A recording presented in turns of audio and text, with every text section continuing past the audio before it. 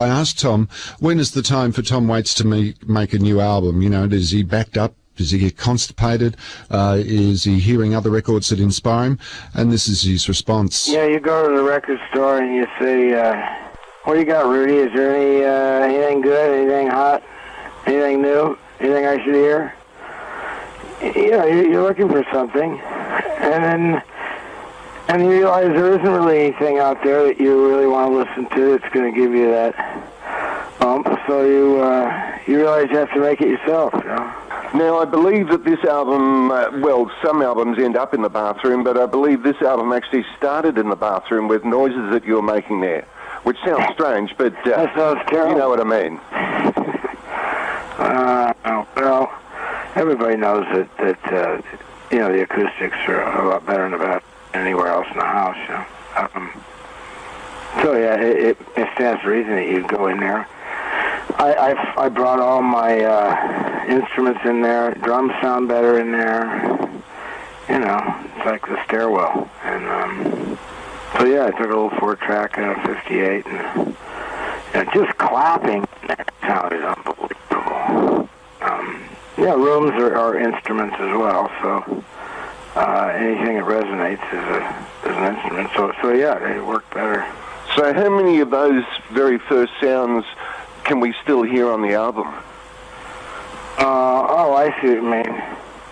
Well, it's kind of like that clang, boom, and steam happen like that. And then that chicka-boom, and then all the mouth percussion stuff where it's all by itself. But, you know, we mixed other ingredients in and made chili, you know, so... yeah, you can hear the stripped down version of all those things in those songs. Now you mentioned your sort of mouth noises, like really, you know, like a mouth machine sort of sound that happens on the record. How do the lyrics come out of that kind of thing? Like, are they sounds that start to form into words, or how does this album balance out that instrumental sound and the words? It seems to me that they're almost the same. It's like percussive words.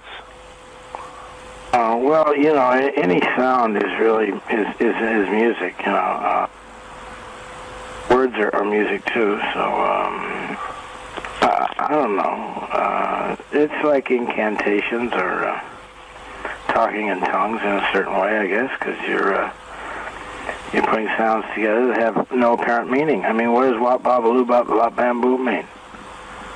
I don't know what that means, but it frightened people that a little black man with a high hair and a pencil-thin mustache playing the piano with his feet, sequins on, scared the whole world. So I don't know. You know, my stuff is more like a rhythm guitar. You know, it's texture. It's cornstarch. You know, it's a thickening agent that you know. I mean, sometimes you just record the sound of a shopping cart, you know, going down the parking lot, and then put that on a loop and just weave it in there for texture's sake, you know. Just like a wash over it, you know. If things sound too naked, you know, you put some, you know, put some stripes in your tie. And so there's all kinds of little tricks like that, you know. When you're laying down that foundation, do you have any idea what it's going to end up being like, or is it a bit like laying down the foundations of a house and builders sort of building walls and stuff, and they have no idea what the building's going to end up even looking like? Oh, gee, I don't know. No, I have a pretty good idea what it's going to look like, because I have a vision about it, you know. Yeah, I'm not just throwing rocks, you know, at night, you know. You know, I wouldn't call it scientific, but it's certainly much more of a plan involved. So you've got an idea in your head about the final product, what it's actually going to sound like? Yeah, of course, yeah. But, you know, which is not to say that, beautiful accidents happen all the time, and sometimes change the course of the tune. But that's part of the whole process too, being open to and paying attention to the possibility of that happening, and Well, Allen Ginsberg says, first thought, best thought. Are you the same with takes, like that the first take is the one that you're really trying to make the record from? Okay, yeah, well, these were, most of these were first takes, and most of these were live vocals, and so I felt like the world was collaborating with us. There weren't a lot of accidents on the 3 Mile hike, Mm-hmm.